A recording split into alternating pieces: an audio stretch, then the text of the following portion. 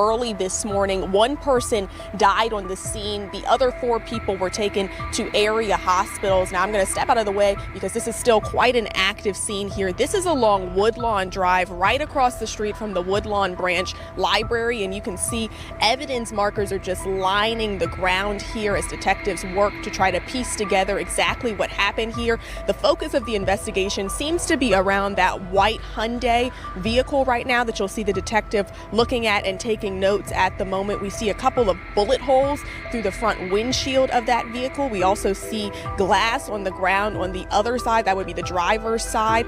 Lots of glass on the ground, lots of trash and debris over there. And again, as you can see, just lots and lots of evidence markers all over this parking lot. We see at least 38 evidence markers here. Big scene here. You can see crime scene tape is roping off this area next to the 7-Eleven. Again, this is across from the Woodlawn Branch Library.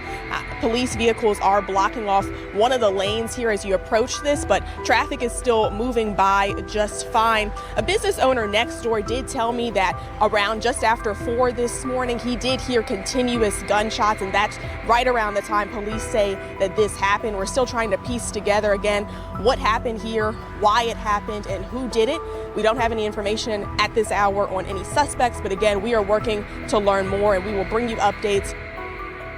One thing about this life out here, when you rapping about it and you living it, you got to be on point at all times.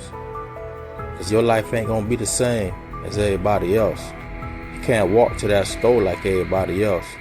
Everywhere you go, you got to be moving militant. You got to be on point.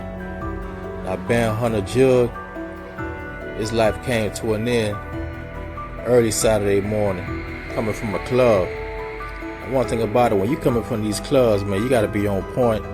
You can't be riding in no car with no tinted windows. They can see everybody in the car.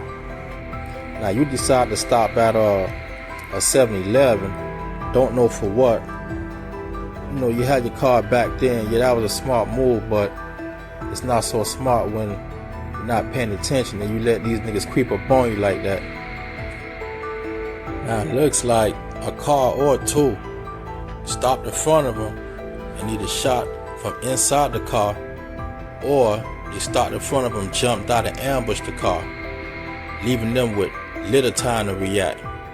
And it's at least 50 plus shells on the ground, which are very close to the car. They did them dirty. The detectives also said, after they did a short assessment to the crime scene, that they were clearly only aiming at him and not the rest of the people that was in the car. But you know, when you in a car so small like that, getting fired on by high-power rifles or switches or whatever they had, everybody in that car most likely going to get hit. So when you live in that life, it's basically a gamble.